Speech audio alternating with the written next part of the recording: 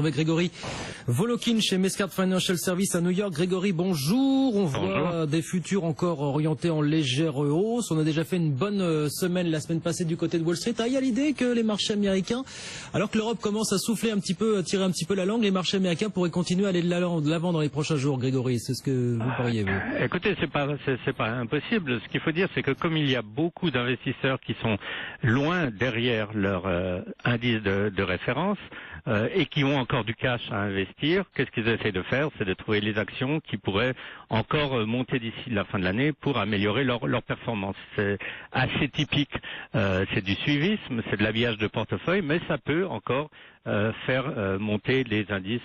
Par contre, je vous dirais que rien n'est certain, puisqu'il ne faut pas oublier ce qui avait vraiment fait baisser les indices la semaine dernière. Il y avait eu deux facteurs. C'était la chute du rouble, elle semble s'être arrêtée. Par contre, la chute du pétrole, là, de nouveau, ça recommence ce matin. Je vois le WTI, le pétrole américain, en baisse de 1,80%. Donc, il faut quand même garder un œil sur ce cours. Ça reste, on en reparlera dans 3 quarts d'heure. Grégory, mais d'un mot, on peut en dire un mot maintenant rapidement. Pour vous, il y a quand même l'idée que certains sont revenus déjà sur le cours du pétrole avec l'idée que peut-être on avait atteint le point bas pour l'instant. Hein. Alors, c'est peut-être ça qui a expliqué le fait que, justement, le cours se soit stabilisé la semaine prochaine. On a vu des grands nombres de contrats acheteurs, de spéculateurs, de hedge funds, mais c'est pas parce que les hedge funds sont acheteurs que les hedge funds ont raison, ils peuvent aussi se tromper. Donc ces prochains jours, ça sera intéressant de voir si malgré ces prises de contrats et de paris sur un rebond du pétrole, le pétrole continue à baisser. Mais apparemment, il sera entré dans la course. Merci beaucoup Grégory, on vous retrouve dans une grosse demi-heure, vers 15h45, 15h50 pour refaire le point plus en détail sur cette séance qui aura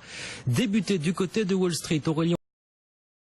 Oui, premier quart d'heure de cotation, effectivement, on va retrouver Grégory Volokin, le président de Mescart Financial Services du côté de New York. Grégory, on est toujours bien orienté sur ce marché américain. Pour l'instant, tout va bien. Il y a toujours l'idée, on le disait, du côté des gérants, que Wall Street pourrait finir l'année encore en hausse. En tout cas, continuer à progresser d'ici le 31 décembre, contrairement à l'Europe, qui commence un petit peu à patiner quand même. Hein. Je dirais que si on regarde les statistiques, oui, en effet, le marché devrait terminer en hausse cette année, mais il y a quand même toujours ce point d'interrogation aux États-Unis et ailleurs d'ailleurs, qui est le cours du pétrole. Et je vois par exemple aujourd'hui, avec le cours du WTI qui rebaisse de plus de 1%, les actions du secteur, évidemment, mal orientées. Donc cela pèse un peu, et je dirais que d'ici la fin de l'année, s'il y a un vent contraire pour les marchés américains, ça sera bien celui de l'énergie, si la baisse du pétrole se confirme. Ouais, le pétrole qui, cela dit, a quand même remonté un petit peu ces dernières heures. Grégory, on en disait un mot déjà tout à l'heure à 15h, mais on va revenir un petit peu. Vous nous disiez que la légère remontée de ces dernières heures, d'après vous, n'est pas du tout anodine. Il semblerait que certains hedges, que certaines grosses mains se soient positionnées sur le secteur, hein, ce qui aurait pu quand même soutenir un petit peu les cours. Donc rien de fondamental là-dedans. On sait d'où ça vient pour le coup. Hein. Oui, absolument. C'est ce qui est apparu au cours des derniers jours de la semaine dernière. C'était une importante hausse des contrats futurs et des achats de contrats futurs sur le WTI. Qui achète ces contrats futurs actuellement? C'est surtout des hedge funds, c'est des spéculateurs qui veulent parier sur le rebond du pétrole. Alors évidemment, ça soutient artificiellement pendant quelques jours les cours. Il faut aussi savoir qu'il y avait beaucoup de spéculateurs qui avaient vendu ces contrats à découvert et qui les ont aussi rachetés. Donc tout ça, c'est pas du fondamental par rapport à l'offre et à la demande du pétrole qui peut amener le pétrole à se stabiliser pour une durée importante, mais ça jouait un effet ponctuel qui malheureusement a déjà l'air de disparaître un peu ce matin avec une reprise de la baisse. Oui, reprise de la baisse effectivement, et ça pèse sur les valeurs du secteur, notamment à Paris, hein, parce que Technique et Total là se sont retournés. Quel est le pari d'après vous de ces hedge funds qui font le pari justement que le bas a été atteint sur ce baril de pétrole? On a encore vu hier, Grégory, les monarchies du Golfe qui nous ont répété qu'il n'était pas question pour elles de faire le sale boulot, c'est-à-dire réduire leur production, semblant laisser cette tâche aux pays non OPEP, à commencer par la Russie. C'est un pari risqué évidemment. Hein. Ben, comme tout pari, c'est des paris risqués, mais il faut aussi savoir que quand on intervient sur les marchés du futur, on peut faire des opérations avec quand même assez peu d'argent, et si ça marche, ça peut rapporter gros. Donc ça ne veut pas dire que des hedge funds ont mis des sommes énormes. Il faut aussi savoir que les hedge funds ont énormément perdu d'ailleurs avec cette chute des cours, et que c'est peut-être pour eux cet espoir de rebond d'ici la fin de l'année qui les fait agir agir dans ce sens. Peut-être l'énergie du désespoir. Voilà, on va tenter un coup de bingo sur la fin de l'année. On a quand même quelques histoires en ce 22 décembre. Grégory a raconté chez vous du côté de Wall Street et notamment une grosse bataille autour, semble-t-il, de l'hépatite C, d'un traitement pour le coup bien efficace. Hein. Oui, alors ça, je trouve très intéressant. Il y a une compagnie qui s'appelle AbbVie, une grande compagnie de médicaments, qui a eu le feu vert pour commercialiser son nouveau médicament Viekra contre l'hépatite C. C'était le 11 décembre. Et la compagnie distributrice de médicaments la plus importante aux États-Unis, qui s'appelle Express Scripts, a tout de suite pris ce médicament dans sa liste en éliminant les deux autres qu'ils avaient déjà, qui étaient un médicament de Gilead et un médicament de Johnson & Johnson. Alors pourquoi je vous raconte tout ça? C'est parce qu'en fait, il faut savoir que le traitement de AbbVie qui dure 10 jours contre l'hépatite C coûte $84 000. Le traitement de Johnson & Johnson aussi, de Gilead aussi. Donc ce qui s'est passé, c'est qu'une compagnie pharmaceutique, AbbVie, a négocié des prix discount, entre guillemets, avec le distributeur de médicaments, et que ce distributeur a choisi évidemment le prix le plus avantageux en excluant les deux autres compagnies médicales. Donc c'est des choses qu'on ne voit pas si souvent, cette guerre des prix au niveau de ces compagnies biotech.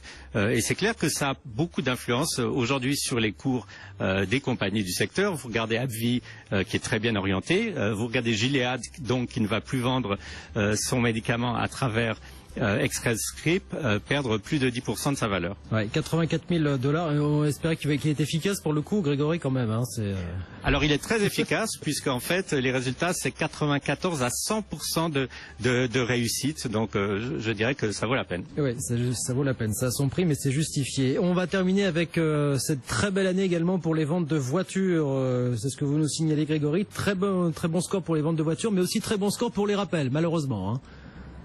Oui, alors les deux chiffres sont très contradictoires en fait. Aux États-Unis, on a vendu plus de 17 millions de voitures en 2014. C'est un record sur les 5 dernières années. Par contre, le chiffre de voitures qui ont été rappelées au garage pour des défauts qui allaient de l'airbag au frein en passant par je ne sais quoi est de 60 millions. Donc pratiquement, on a rappelé 4 fois plus de voitures qu'on en a vendues aux États-Unis. Et en fait, c'est assez intéressant de regarder le cours des grands constructeurs de voitures cette année, que ce soit General Motors ou Ford. Ils ont extrêmement sous-performé le marché malgré leur bonne vente. Donc c'est vraiment à cause de ces rappels qu'ils ont dû effectuer. Bon, voilà donc l'année du marché auto américain. Il nous reste une grosse minute. Grégory, on va peut-être parler un petit peu de ce marché américain pour 2015. Est-ce qu'on commence à parler, tirer des plans sur la comète pour ce marché qui déjà s'en sera très très bien sorti pour le coup en 2014? Ouais, c'est fascinant parce qu'on répète exactement ce qu'on avait dit au 1er janvier de l'année dernière, qui avait été une erreur totale, puisqu'au 1er janvier de l'année dernière, on disait le marché américain est trop cher, il faut investir en Europe. Ça, c'était vraiment la position de la plupart des analystes. Et ils répètent ça, ils disent le marché américain, ça ira en 2015, on prévoit 7% de hausse, mais alors l'Europe, là, ça va être fantastique, il y aura 14% de hausse. Donc, moi, je me méfie vraiment toujours des prédictions de fin ou de début d'année. Ça a marché un petit peu pendant quelques mois, cela dit, en 2014, cette année. Voilà, on a cru au redémarrage de la zone euro, peut-être un peu rapidement, peut-être parce qu'on était sorti de récession, qu'on s'imaginait que tout allait repartir. Effectivement, ça a été démenti à la fin de l'année, vers la mi-2014 pour le coup, mais ça a fonctionné quelques mois. Hein. Voilà, et ce qui va faire peut-être, alors la différence l'année prochaine, ça sera la politique des banques centrales, puisqu'il y aura sûrement un resserrement des taux d'intérêt ici aux États-Unis, alors qu'on peut espérer que la Banque européenne, au contraire, elle commencera à racheter des obligations d'État et que ça sera donc un vent favorable pour les actions européennes. Oui, en tout cas, on spécule pas mal sur la date à laquelle la Banque centrale européenne va sortir les armes, c'est-à-dire le rachat de dettes souveraines, mais aussi sur la date à laquelle la Banque centrale américaine va commencer à relever ses taux d'intérêt. Chez vous comme chez nous, évidemment, Grégory, il y a beaucoup de spéculations. Chacun y va de son petit timing. Voilà, certains nous disent peut-être dès février, mars, d'autres nous disent juin, juillet, voire septembre. Qu'est-ce que vous en pensez? Est-ce que chez vous c'est aussi disputé? Alors c'est très disputé, et ce qui est intéressant à voir, c'est qu'en fait les marchés financiers, quand on regarde les futurs, 20% prévoient au mois de juin, personne ne pense avant le mois de juin, Et le reste pense que ça soit plutôt octobre ou fin décembre.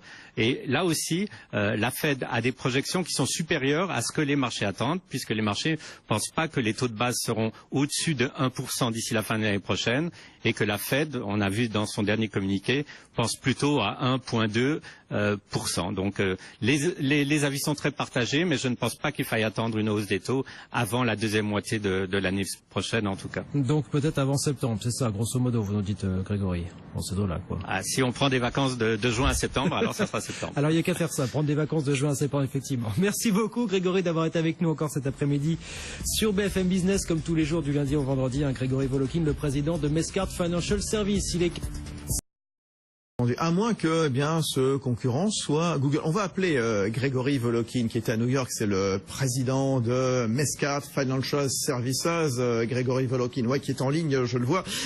Grégory, on voit Google finalement qui est né e-commerçant, il n'est pas commerçant virtuel, il n'est pas non plus marketplace, mais il cherche de plus en plus à rivaliser avec Amazon, non ? Oui, je crois que Google en fait très peur à Amazon, parce que l'intention de Google, elle est toute simple. Vous faites une recherche sur Google, disons que vous recherchez des sneakers Nike. Vous allez écrire sneakers Nike, et puis vous avez directement, en arrivant sur Google, évidemment, la description de sneakers, des tas de photos, l'adresse de Nike, l'adresse sur laquelle vous pouvez commander ça dans des tas d'autres magasins.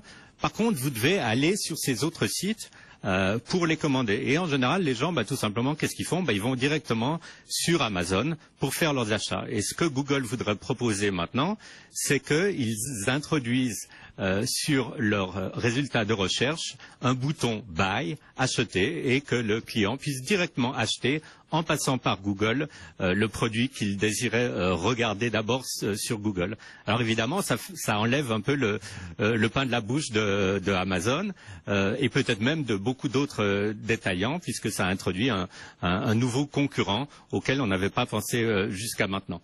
Est-ce que Amazon peut vraiment se défendre vis-à-vis de ça ? C'est l'avenir qui va nous le dire. La première défense d'Amazon, et ça on en a bien l'habitude, c'est les prix. C'est d'avoir toujours les prix les plus bas. C'est pour ça qu'Amazon a toujours de la peine à faire des profits. Une autre défense d'Amazon, c'est que pour beaucoup de leurs clients, il y a ce qu'on appelle Amazon Prime, c'est-à-dire qu'on paye un abonnement annuel et la livraison des produits est gratuite. Donc en fait, Google a beaucoup à faire avant de prendre cette clientèle à Amazon, mais en tout cas, ils vont essayer de le faire. Voilà, Grégory Volokin, donc depuis New York, président de Mescart Financial Services. Oui, je lis Eric Schmidt,